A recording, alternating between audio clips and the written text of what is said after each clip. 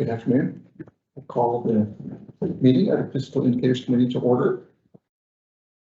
First, just note that this meeting was posted 40 hours in advance, both physically outside the DLGF doors and on the UI website.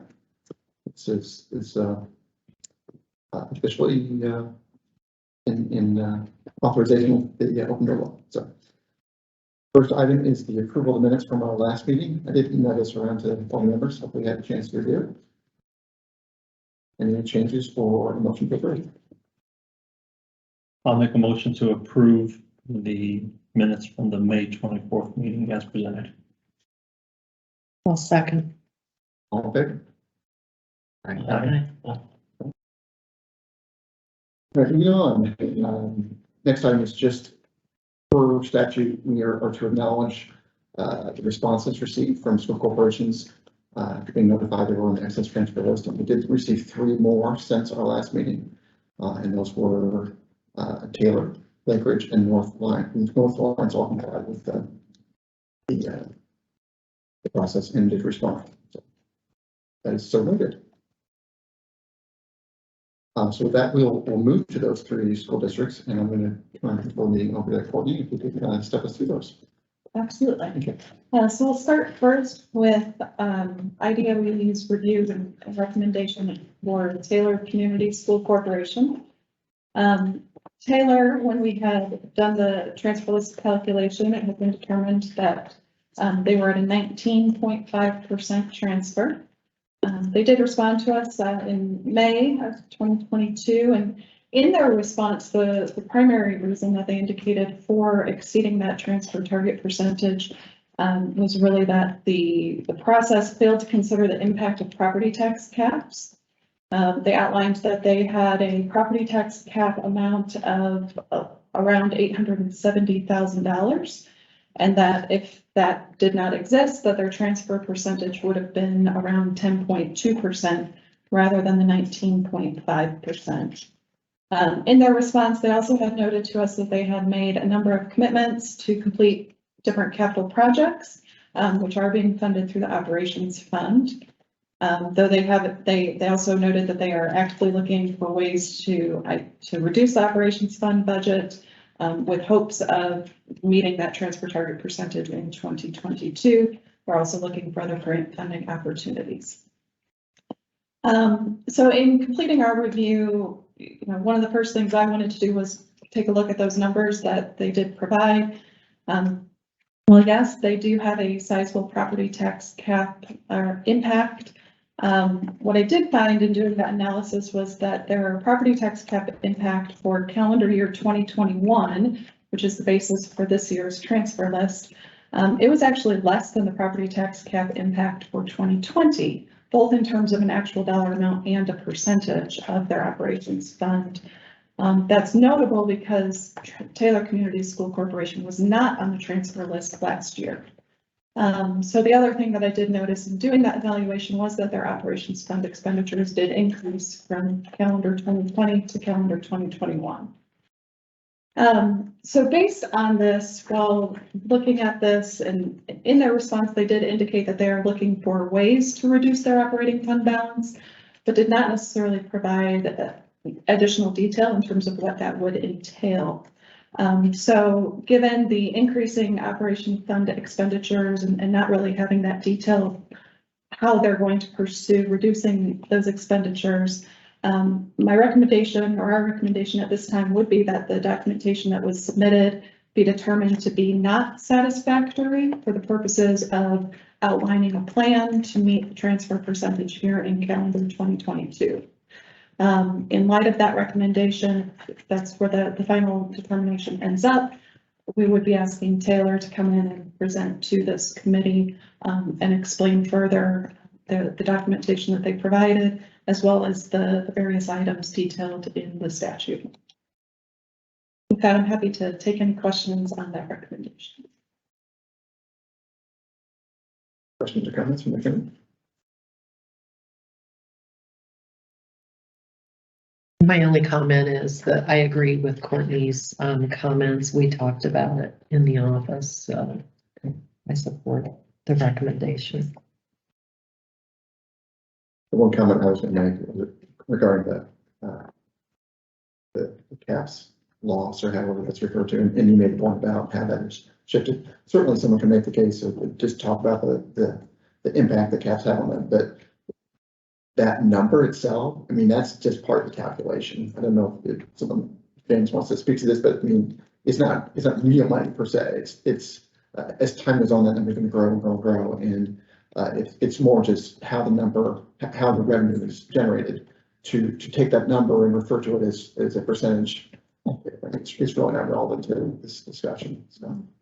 Yeah, and I've just, similar comments that we've had before leading into some of the fiscal indicator work, was really looking at the fact that what matters is what you're doing with the money that you do have. Right. Not necessarily the money that never materialized and wasn't going to materialize. And I'll just add as one who's in the field that as we say, every school district is different. And there's such an amount of the tax and caps that one district has compared to another, as compared to their assessed value. One of the things I think all schools across the state will have going for them is that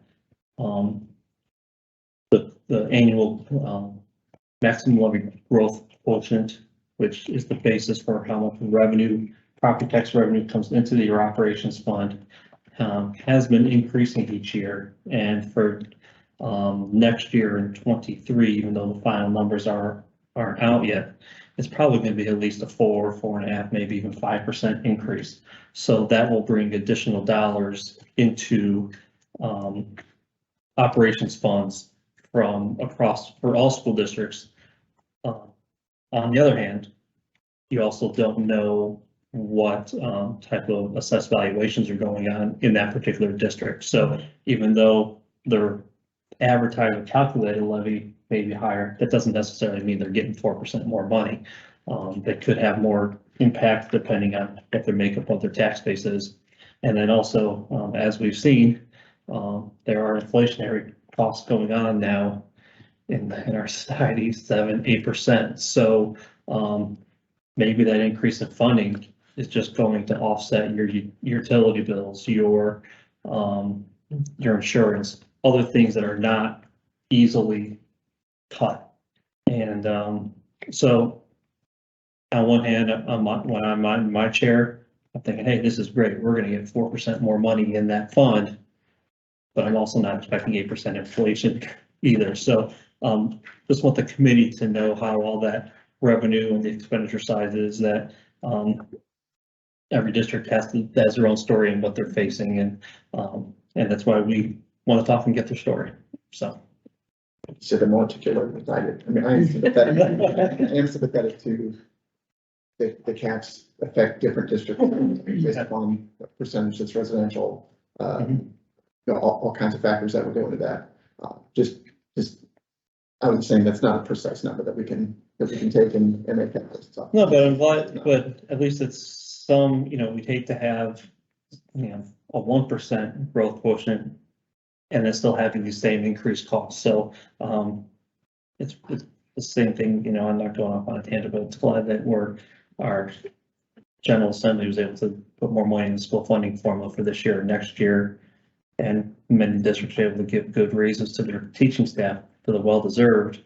Unfortunately, some of those teachers are like, oh yeah, thanks for the raise, but now it's all getting eaten up on my gas tank. Well, yeah, it's all of us, and it happens. We're just fortunate that we were able to provide that additional revenue in to help offset those costs. So, but I agree with Courtney's recommendation, and I look forward to hearing their story. I have a question. We're getting back to nerds on this. I've worked for the ODF. I don't have all the school referendums memorized. Is this one of the school corporations that has currently a referendum, or have it talked about needing to do a referendum in the future? I don't recall that off the top of my head. Yeah. I can probably pull up while we're talking about. All right. So as we said last time, we're not making official vote on anything, just an opportunity for this group to give feedback to DOE. And so what I'm hearing, this consensus is to concur with the recommendation. Perfect. Thank you. All right, right, the next school on the agenda is Lake Ridge.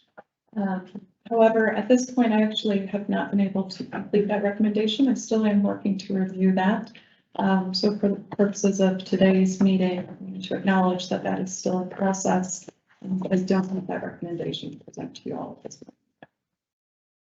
So that then moves us to North Lawrence Community Schools.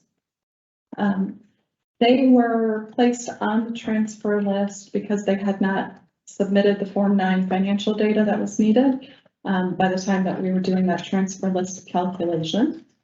Since that time, they have submitted their Form 9, and in their response, they indicated that they understood that they had not timely submitted their Form 9 as they had not yet fully balanced their funds and their bank balances at that point in time. Once they did finally submit their Form 9, we did do that calculation, and they came in under the 15% transfer target percentage. They were at 14.96%. So that is a good thing, but there's a little bit more to the story. They actually were on the transfer list as well last year. Somewhat similar circumstances at the start in that they hadn't submitted their data in time for that calculation. Last year's situation, though, was once they did submit the Form 9 data, it was found that they still were over that 15%. I think they were at 16, almost 16.5% last year. So on the one side, I want to, acknowledge that they've clearly have made strides in meeting that transfer target percentage. And because of that, because they have clearly taken steps to get under that percentage, 15%, I would recommend that their documentation be determined to be satisfactory, which would not necessitate them to come and present to you all. However, since this was the second year in a row that the Form 9 data had not been submitted in time, I am a little concerned as to is there an issue there? So similar to how we had some caveats in our determinations the last time, what I would recommend is adding kind of a caveat that if the Form 9 data is not submitted in time next year, that they would have to then come to the committee and have that further discussion. Answer James's question, that either Taylor nor North Lawrence nor Chronicle have sought a referendum. Okay. Lake Ridge did seek one in November of 2018. If that. Okay.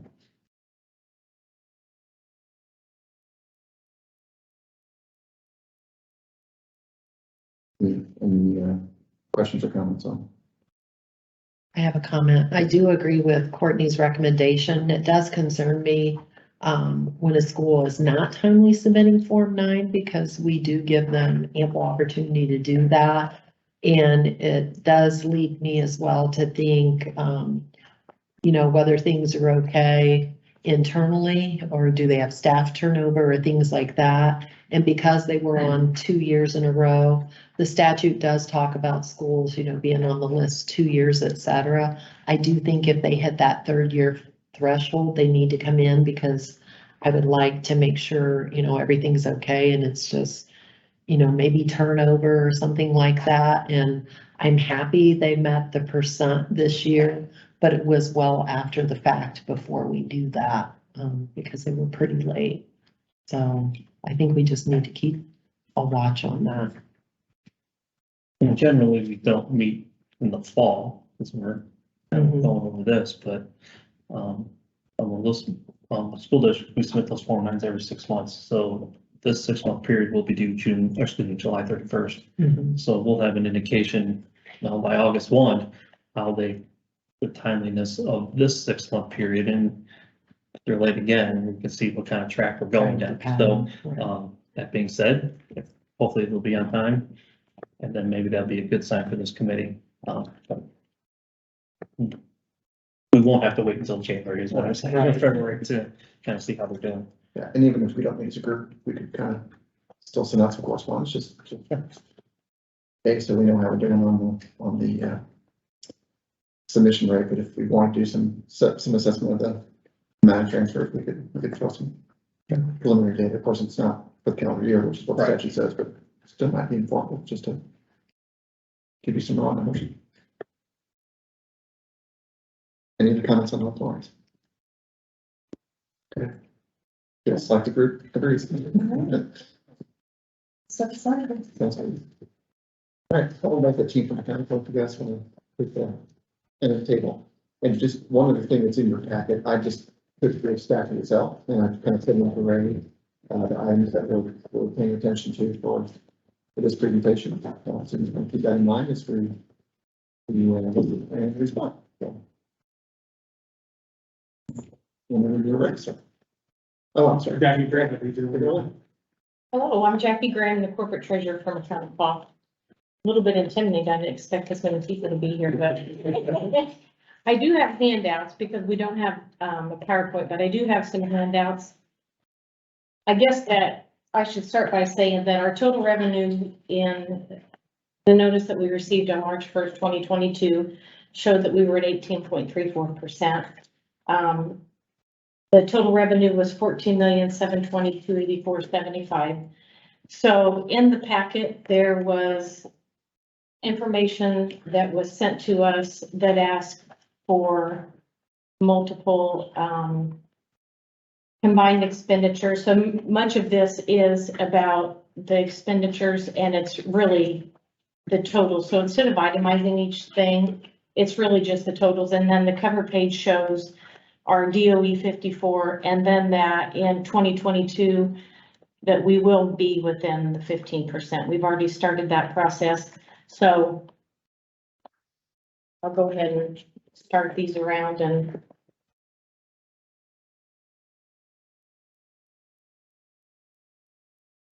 I don't think I have.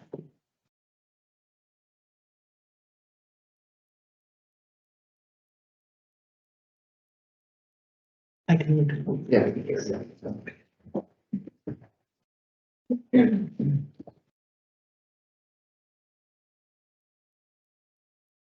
So like I said, the first thing that you'll see is on our DOE 54 that we will meet the 15% this year. I don't know if there are specific questions that you want to start out with, or if I'll just start out with some of the financial information. That's okay. Okay. So I don't know if anybody else has their gateway information pulled up, but in our AV, our initial AV had dropped from in 2020 and 2021 by 13 million. And our ADM also went down. So with many of the changes that were taking place within our functionality as far as fiscally and those things, we did have a reduced AV between 2020 and 2021 and a reduced ADM on a continuous level. So those were a couple of factors that really affected our budgeting. Of course, as with all school systems, we also had COVID mandates that we had to meet, which was a little bit unpredictable in that what would we have to provide, what staffing we would have to provide within each and every building, those types of things. So we did have, in the operations fund, we did have increased cost in our janitorial supplies, our janitorial staffing. We also had increased cost in operations for our food lunch, the lunch program. And I'm sure that everyone has seen the same increased costs in their buildings. And then one of the things that was different for us is we also had to have multiple bus monitors, which came out of the operations fund.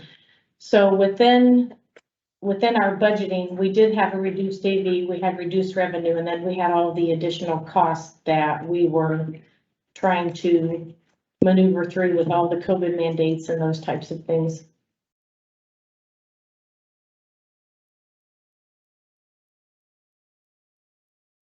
I would also add that this is Jackie's third year, Second year. second year. I'm finishing my third year as superintendent. We inherited a almost $1.2 million deficit in our old general fund.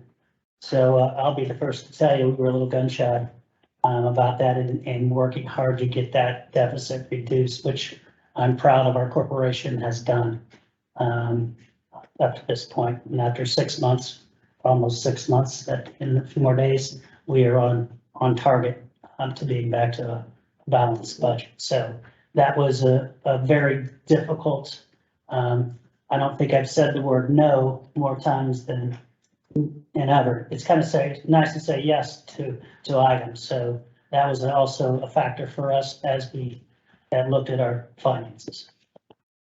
And Mr. Dane has been with us as our board president now for 4 years, So 4 years. basically his task to me was, you're taking over in January, even though you don't start until July. Let our person retire, but get to work. So that's what we've been doing, unofficially since January of 3 years ago. Yeah, and Mrs. Gray actually started 2 weeks after school got put out, when they shut everybody down with COVID. So trying to get everybody back in the building, get everything up and running, you know, and then learning these new formulas too. It's been a challenge all the way around, because you don't know how many extra staff to put on. What do you need? You know, you're listening to this person, yeah, we need 17 more janitors to clean the buildings, but by the way, how you gonna pay for them? So, and without really knowing that there was ever gonna be any federal funds coming your way to begin with. So we did the best we could to try to keep kids in school, so. Well, I'll just add that from, the DOE 54 report that you put in here, it definitely seems like you guys are on the right track. One thing I just want to make sure we're on the same page, though. I see that this 54 report was run as of November of 21. And so that the funding amounts are having the February ADM is the same as the September ADM. So was your ADM, how was it in comparison in February as compared to? 1890.02. Okay, so it was a little bit down a little bit. Dropped, yeah, Yeah. 47.50 Okay. kids. But that is something that I'm monitoring closely, and so in the end, then I'll know exactly that amount to make sure that we stay within the 15%, so. And then so, anyone jump in here if I get this information wrong, but, the 15% calculation is done on a calendar year. So, and this shows that you guys are, for this at least fiscal year, you guys are looking good. Just keep monitoring it, because that, depending on what that ADM count is going to be in September, Correct. that revenue, because the revenue shown on here for January through June is probably a little high, given the fact you said that your February count was lower than this. So that amount's gonna be a little less, and then depending on what the ADM ends up being, your second half of the year could have some slightly less revenues, but it all is about monitoring, as you said. So, if that means, you know, based on what that final ADM count becomes in February, Melissa's office, I mean, you guys will know, as we all do, kind of there, what that funding is gonna be then for the full calendar year. The fact that you're monitoring, Yeah. obviously helps, and if it means you gotta, you know, modify that transfer come October, November, December, based on what those revenue amounts are, at least it gives you a little bit of time to make that adjustment. And as you said, those, you know, 2020, 2021, you know, we all saw increased expenditures in those operations fund with, especially on the custodial side. So, you know, whether or not some of those can be scaled back a little bit. My district, we hired, similar to you, we hired additional custodians for additional cleaning, but we're not letting them go. We absorb them, and maybe through attrition or whatnot, but maybe the amount of cleaning supplies is be able to pull back a little bit, you know, so, it's those specifics, but I just want to make sure that you're aware about the revenue being on the calendar, and just to monitor these DOE 54 reports, even monthly. Probably won't be much change between now and September, or not material amounts, but, once the October-ish, November 1, but at least with your final ADM count, you'll have a pretty good idea of what going into the application center and figuring out what that dollar amount's gonna be. Sure, to add to that, if I could, I mean, we sent out a monthly financial report, a snapshot to every staff member in our corporation to know. So, if you can figure out how to predict our ADM at Mechanical, that would be great. The trends are all over the place when it comes, fall, not even to mention fall to spring. So those are challenging, but we do send out to every staff member, where we are financially every month. So we'll keep an eye on those. On the ADM count too, we're a rural school, as you guys all know, and there would just be a huge Air Force base full time that fed into us too. Well, the problem is now that's not a reserve base. They took all that housing and made it trans-story housing. Basically, every house out there is a rental house. So you don't know from one day to the next. You might have 30 kids enroll tomorrow and you might have 60 kids leave next week. So that has always been years up to this, but we were always able, before all that became out there, we were able to say, okay, we know who's in our community. We know how many kids we're gonna have. Now it's a crapshoot with that. Very hard to balance. Just going back up for a second, the reason for this whole process, right, is legislature gives all districts tuition support intended to go to the classroom. Now they understand that, as we talked about before, tax caps hit different folks differently. Some can leverage their property taxes more than others. So it's not like zero. It's 15% like as a target. And again, it's not written in stone. It's saying, hey, we think we're spending more than 50%. There's an issue here. We pull down to the cash balances there. And I'm sorry, this is not the most recent data. This is like a year in arrears. So it's like from go down to a couple more. So this is all your funds, but just for fun. Well, pick education first. Education. Yeah, and then we'll show that. And we should go for all these, but that looks. This is the cash balance and percent of expenditure, so that looks steady. And then go to operational. So something happened here, and I don't have your 2021 here, but I believe it kind of went back up to where it was. I guess there's a couple questions I have. What happened here? What happened to have operational balances go down? And then secondly, you probably could have stayed below the 15% if you hadn't moved additional funds over. And I mean, you didn't have to send as much. You could have stayed at a 25% balance, but the decision made to get that balance back up. So if you could address just those couple questions, if you have more history of what happened in 2019, and then just to that point of it seemed like there was enough money in this fund already without having to transfer more. I'll have to take a crack at that. Yeah. We had a bus replacement fund that had probably $900,000 in there, and we're approved to spend $300,000. So we had a significant, when the two funds merged down to one, we had a significant balance in there that Right. prior to we were not able to spend. So that was probably part of it. Then COVID hit, and with the new education operation fund, I mean, what do we need to transfer? At the time, we had not settled our contract too. We just finished our first year of our contract. We did not have a salary schedule built back in there. Since that time, we built a salary schedule to get ourselves to 40,000, 42 actually to start for all of our current people. So that was an unknown for us at the time, but from what I recall from 2019, we had a significant balance once those funds were reduced to the operations fund.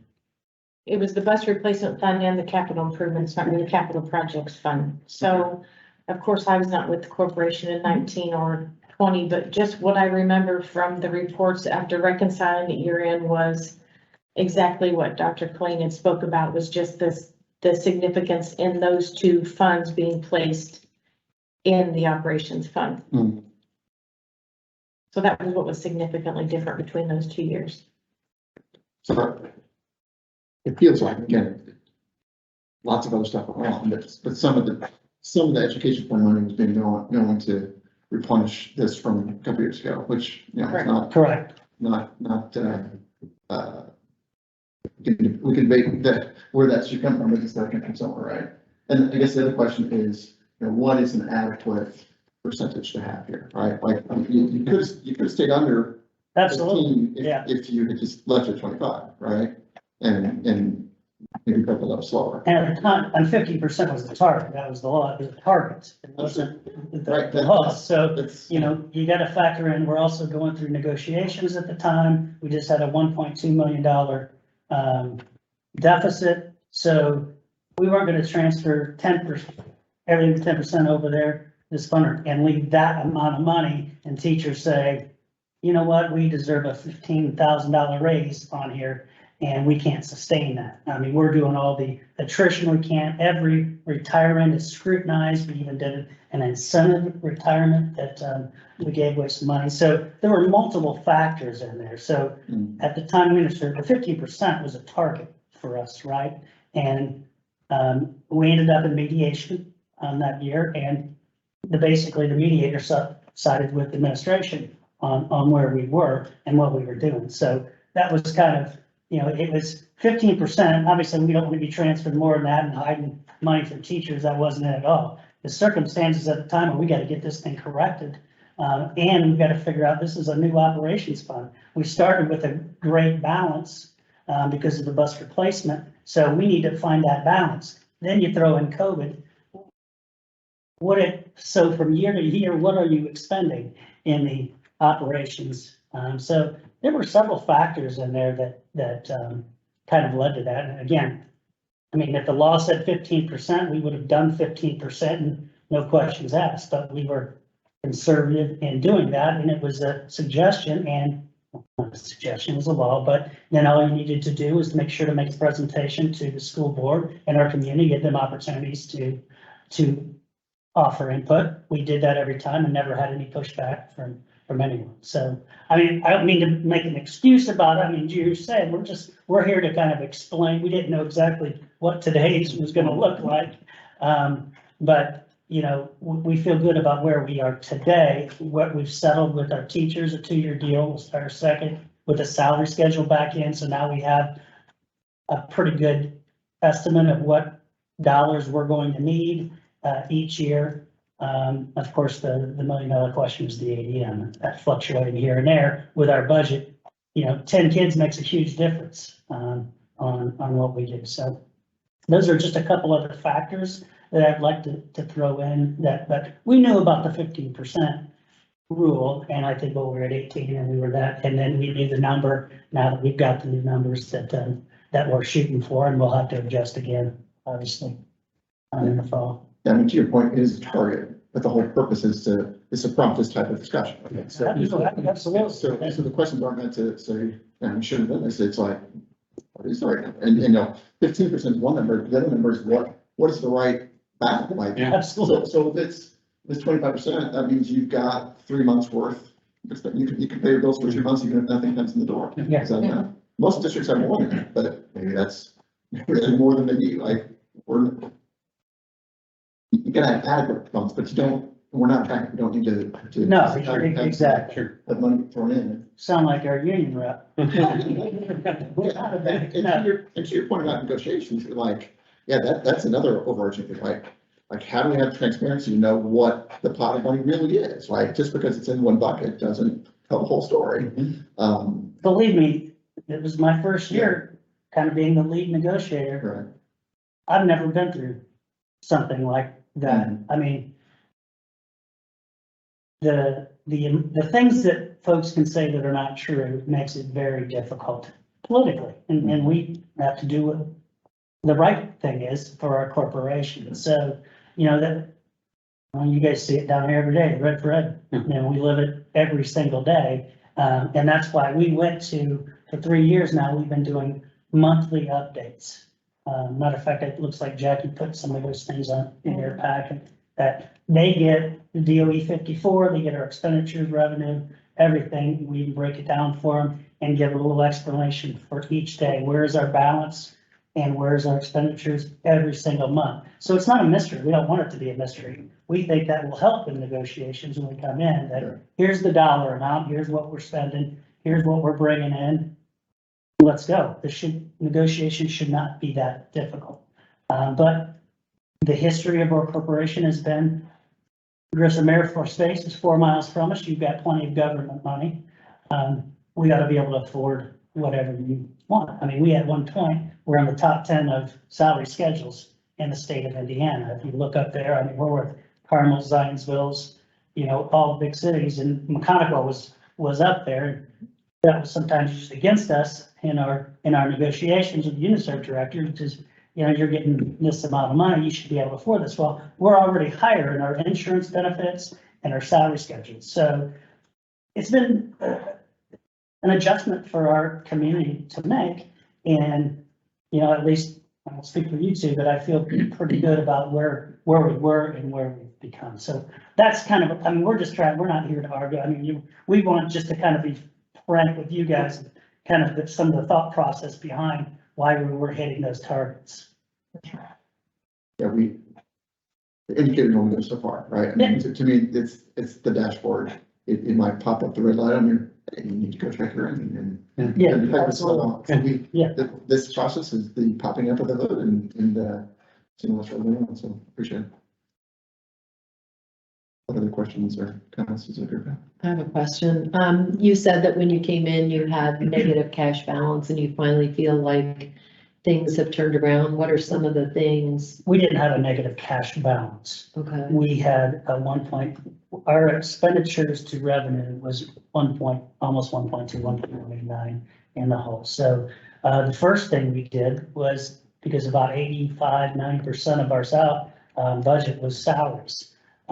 We looked at retirees. At the point, we had 3 retirees at the time. Again, now this is in January, when our superintendent at the time sat over there in the corner, and, here I am with, Jackie wasn't even in there yet. So that was awkward. What we did was we had 3 retirements. By January 1, they're supposed to submit their letters of retirement. We've extended that every year just to take retirements. Well, that wasn't enough to make an impact. So we had several folks that were 39, 40 years plus in our corporation. If we were able to offer an incentive and hit X amount of people, then what would the savings be if we absorbed some position because of declining enrollment? And just for argument's sake, let's say $100,000 teacher, we were able to hire somebody in at $50,000. Depending on their health insurance package. So the first thing was that. So I think we ended up having 10 retirements. And 10 retirements that year. And maybe absorbed 7 of those. At the time also, if I recall, we were a self-insured health insurance, had been doing pretty well. As our health, we used Ari Sutton as a consultant for us. Most of this, Tony Buntrigger was our consultant. We had a catastrophic year, as they called it. So we sought out different ways. At one point, it was every administrator got insurance for $1. Every single teacher had $1. Our folks didn't want to do multiple different insurance plans. It was either single family. So we finally had 70-30 pay. We flipped it to 30-70. We then made retirees pay their 100% of it. Prior to that, they could keep it for $1. And then we made application for a consortium or central consortium. So that took us a year to get approved for that. So that was a significant savings for us. And then on the operations or capital project side, I mean, you name it. I mean, we bought 1 bus instead of 3. We looked at every single instructional assistant, every single hour that we had on our folks. So we scrutinized about everything. The board put a cap on what could be spent without approval. What was that? You couldn't even buy a weed eater, basically. They wouldn't let us purchase anything with a motor. That had to go through the board. I mean, I think it was a $5,000. It was $10,000. I think anything $10,000 had to go through the board first. Before Everybody all did take home vehicles. We had every janitor, every head janitor had to take home vehicle. We parked all those and just. Have you guys been to It was McConaughey campus? And you've been up to McConaughey campus? We're like the superintendent at the time, the very first one, went to DC, came home with cash. And we're like a small campus. I mean, it's almost like a small college campus. High school, middle school, 6 through 8, elementary 2 through 5, and then on 31, there's a pre-K, K1 building. and we had the best of the best. We had everything. We had vehicles, I mean, our own, you name it, we had. So we had to really look at all those things. So we even did, the 10% of the budget, which is everything else, we scrutinized everything. So it took us a year and a half, but we got things back in line. So the big thing is now is we absorbed some administrative positions. I was the assistant superintendent at the time. They appointed me, I absorbed my position. We did not rehire a technology director. At the time that our technology department, we were one of the first 3 schools to move to one-to-one technology. So we had to scale that back a little bit. So in every facet, I'm probably skipping a few things, but in every facet of our finances, we took a look at. Well, yeah, we also had a superintendent before Dr. Klein. They went into negotiations knowing there was 2% cap. We're only going to 2%. He goes, meets with the union folks behind closed doors, come back out and they gave us 6. And that was in 17, probably roughly. So then when that starts hitting the next year, when you're giving teachers that are making 80,000, 6% raise, I mean, those legacy costs were building and building, and we were to the point to where, do we lay off teachers? Do we cut programs? How do we get this back under control? Because if we don't, we're down here for a different reason, probably. But everybody buckled down, the board said, we're gonna fix this, and with the help of Dr. Klein and Jackie's predecessor, we sat down and said, what are we gonna do? Where are we going? And there was tough decisions to be made. We were just starting up the farm to school program. It needed a lot of funding. We had just done a $10 million bond, so how do you sit there and say, no, we can't give raises, we can't do this, we're gonna cut this program, that program, while they're putting turf on your field. It was a lot of public scrutiny at the time, but we all buckled down and got it to this point, and we were fortunate to get where we're at today. I'm glad you brought that up. We did that without one RIF. Yeah. So we did not lose, Didn't get rid of teacher, had to leave a teacher.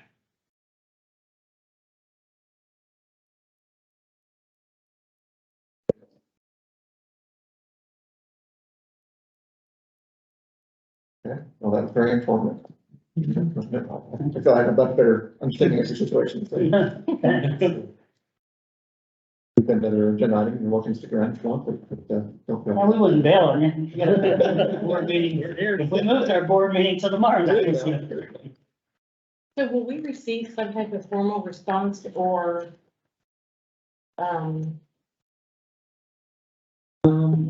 Because I'm looking at my DOE calendar here. Yes, I definitely, I feel like we should follow this something. It's through a committee, right? That Yeah, PYC. can determine British official recommendation. We'll get some type of correspondence from me over here. So. That would be great. The other thing, if I could ask, and if there was something else that we should have brought with us, or we weren't sure how to go about this, because Taylor's on this, and I'm in the co-op with the Taylor superintendent. Okay. He's already called, wondering, well, I haven't told him yet that they're gonna have to come down and present. But if there's certain things that you need that we didn't provide, that would make it a little bit easier, I'd be happy to share that. I mean, other than what Jackie got and what you guys prepared for us. I personally would say what you just said verbally was very helpful to me. Cost cutting measures you took, ways you evaluated your budget, et cetera. I found that very helpful. okay.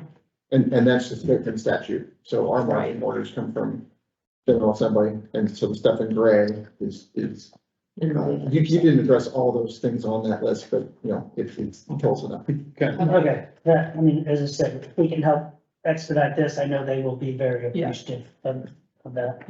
Yeah, and similarly, I don't think anyone's doubting the need for what that transfer percentage was because of the story you just told.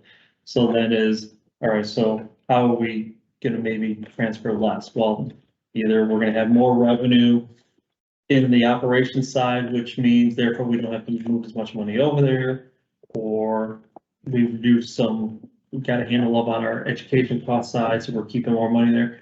in just hearing that story of what it's gonna be and what that plan, specific plan was, and you outlined that. Yeah, You know, and as you said, predicting the future on ADM is tough. I tell my board each year that I'm here in August doing a budget presentation for, in essence, calendar year 23, and all that funding is gonna be based on an ADM count in a month from now, which we don't have, let alone another one 6 months from now, which we don't have. So it is in flux and it's all an estimation.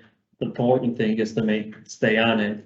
And it's like, okay, well, you know what, our ADM was a little bit less than what was our best guess at the time. Our revenue is gonna be a little bit lower. What can we do to yeah, potentially adjust? And we all know that you lose 20 kids, that doesn't mean one teacher, one classroom, because it's one kid out of this room and one kid out of that room.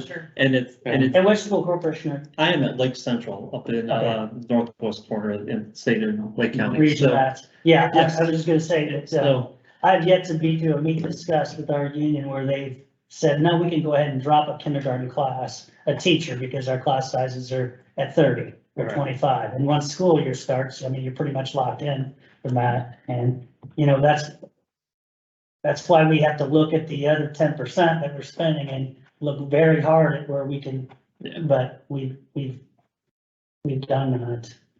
So I appreciate your but comment. I also like how you said, you know, that, yeah, you're focused on the 90%, or excuse me, the 10%, but okay, 90% is still 90%, that's a big Yeah, percentage. But you've also talked about things you've done on that end to address the benefit side and the health insurance and the retirees. Those are very specific things that you guys have talked about, which is a big percentage of that night, you know, a big, we all know how those costs are. So, from my point in being the ASBO rep, knowing the chair you guys are in, I appreciate hearing those things, because those are things that we've all had to kind of take a good look at, and hearing the specifics is what I think this committee is more interested in. About, well, we're trying, well, okay, and you guys are on the right path at some point, so.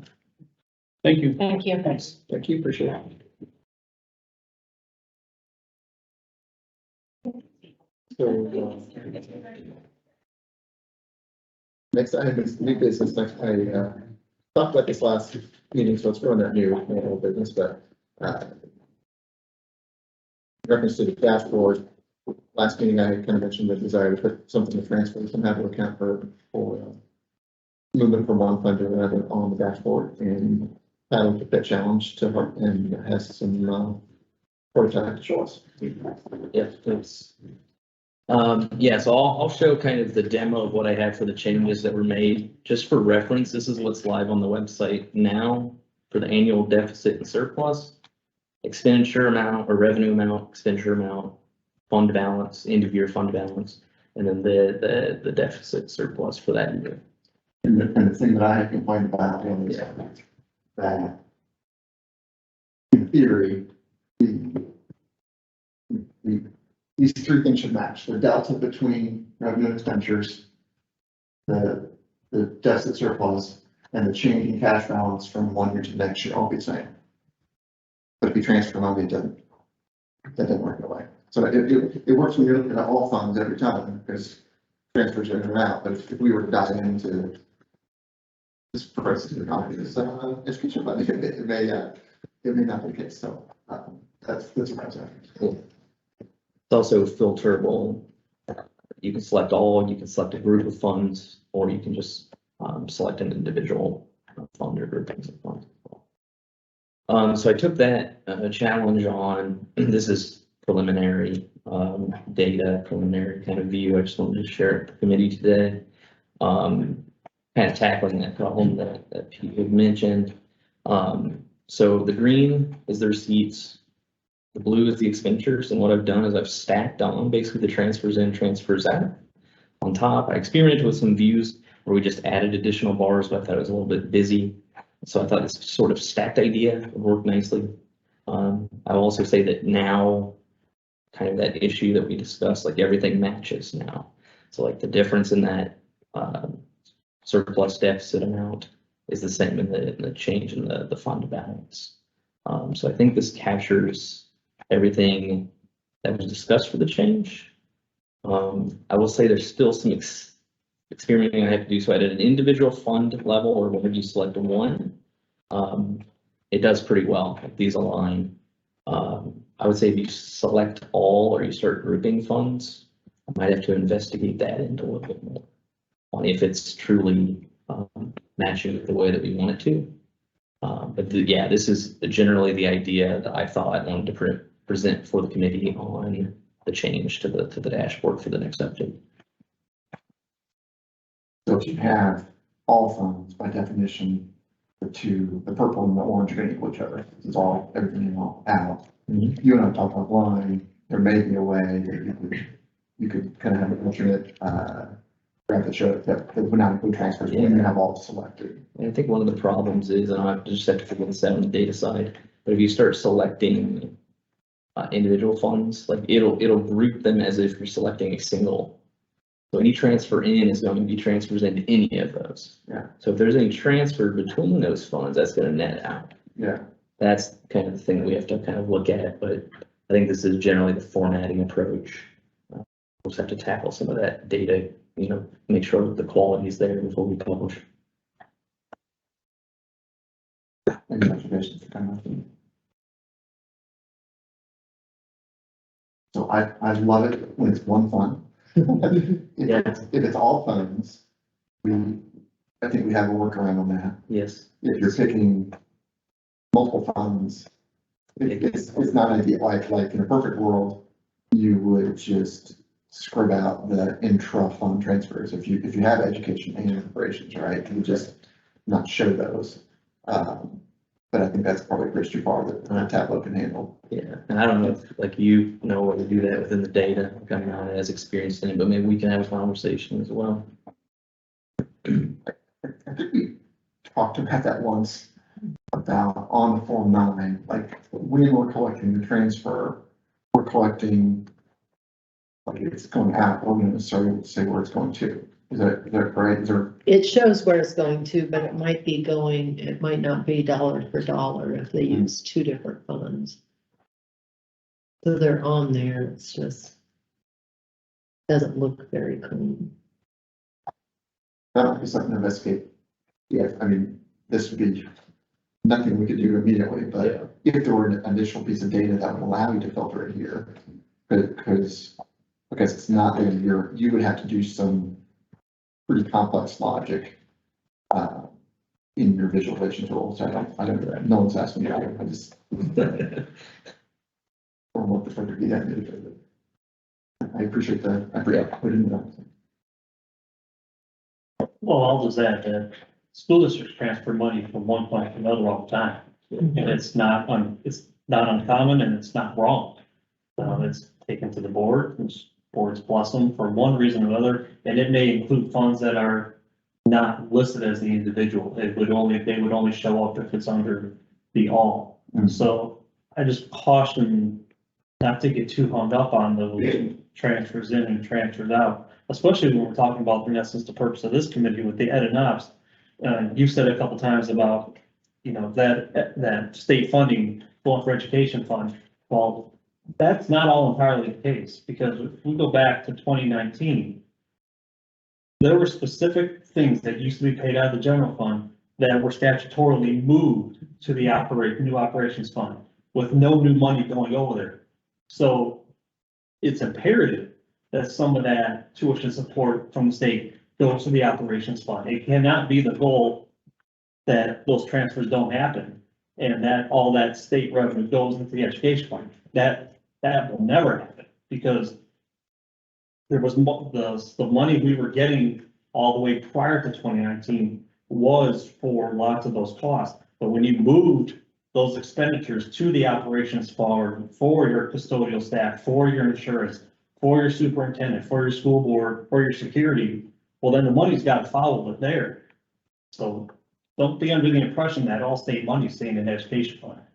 Yeah, okay. As I always said, hey, it's a target. Yeah. The target isn't zero.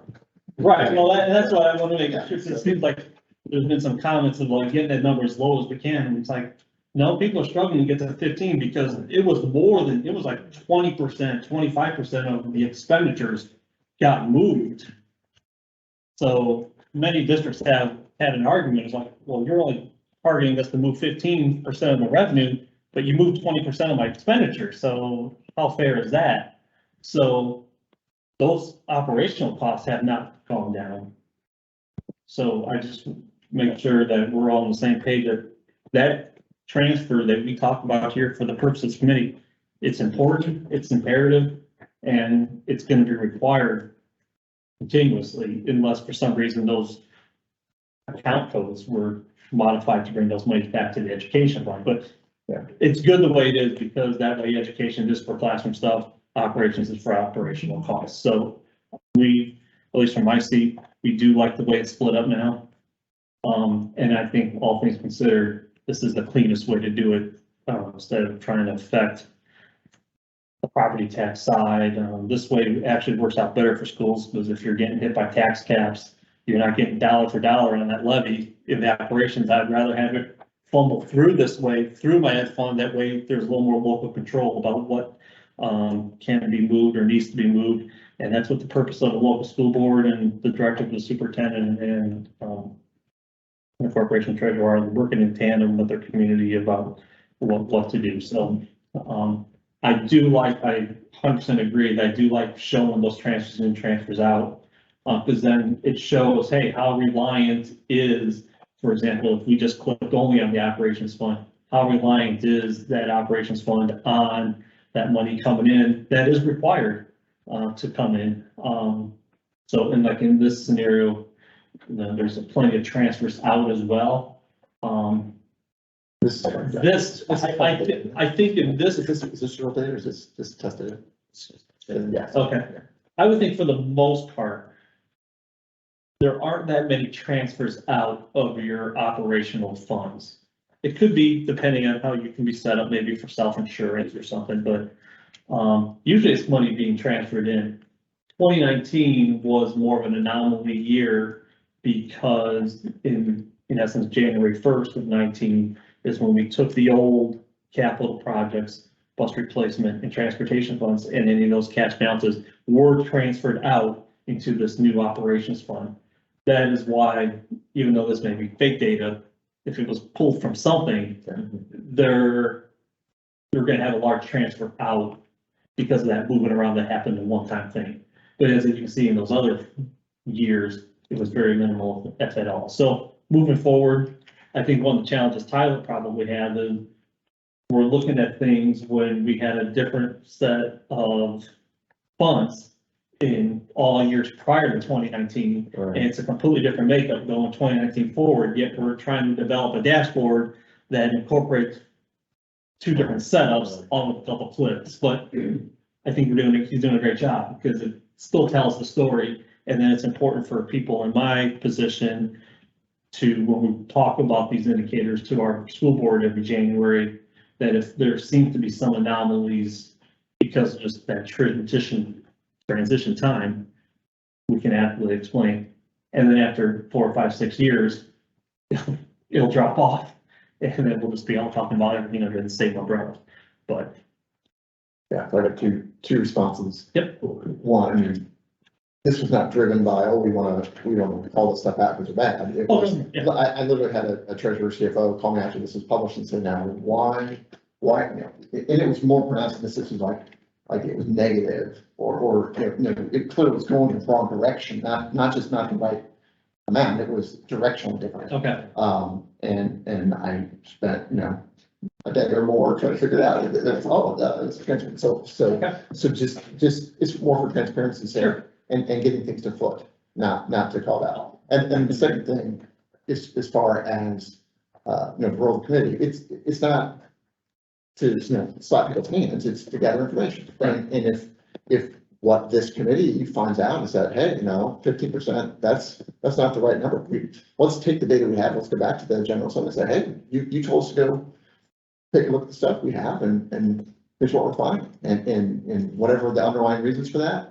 And that can be, you know, informative, that can inform their policy. Absolutely. So, Absolutely. Well, I would just applaud all my fellow 290 some school districts. And Courtney mentioned this last meeting.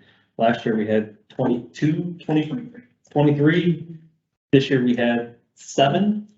and 2 kind of got thrown out once they got their Form 9 data in. So people are making strides. And I think that, going from, if we're talking 5 out of 290 school districts, I think people are doing a really good job. And so, we're gonna hear from, Lake Ridge again, well, next time. If they're a neighbor of mine, I'm very familiar with their story, and, but everyone is unique. Yeah. And so I don't think we need to have a knee-jerk reaction and say, hey, maybe that percentage needs to be, changed, because I think people are doing a really good job. And the ones that have been on the list, they're really trying. We've seen that and seen their stories, and we appreciate our friends coming in here today too, so. 1 of 5, and it doesn't. Yeah. Get that. You should have left so I didn't get Get that fixed. But Yeah, I think the intent of the process is to be flexible, that we understand that every story is different, and so it's not designed to be, this is a hard and fast line, thou shalt not cross. Right. It is, this is a line which is cross, which prompts the aspect of more exploration. and the more responses we get, the more this committee learns, and we hear, and it's like, okay, it's more information for us to, take back, and if they can propose assistance to other ones, like ideas that we've seen of how people have been able to do stuff, so, I think it's great. Any other comments? All right, I have one thing to mention. I announced last time that we had 3 new members, and one of the 3 this is our last meeting. So Mr. Johnson actually has an opportunity. So I don't know if you want to explain what we're doing, but he will not be with us next month because we'll have to find a new DLJ. Yeah, so July 1st is my last day with the DLGF. I'll actually be moving across the work plaza, working with LSA as a senior fiscal analyst, starting July 5th. And again, it's only my second meeting here, but I have found this process very intriguing. I've learned quite a bit just during these last 2 meetings, and I appreciate the opportunity to serve on this committee. And I'm sure that our commissioner and our chief of staff will find a very qualified member of the DLGF to take my place on this committee. But thank you. As someone who's in the executive branch and the legislative and the executive, I would always say I changed teams, so. So, good for you, but we're glad to have you still in the family, and appreciate your contributions here, and look forward to. Thank you. And every once in a while, we'll have a question for you, where you want, so thank you. Thank you. All right, with that, we are adjourned.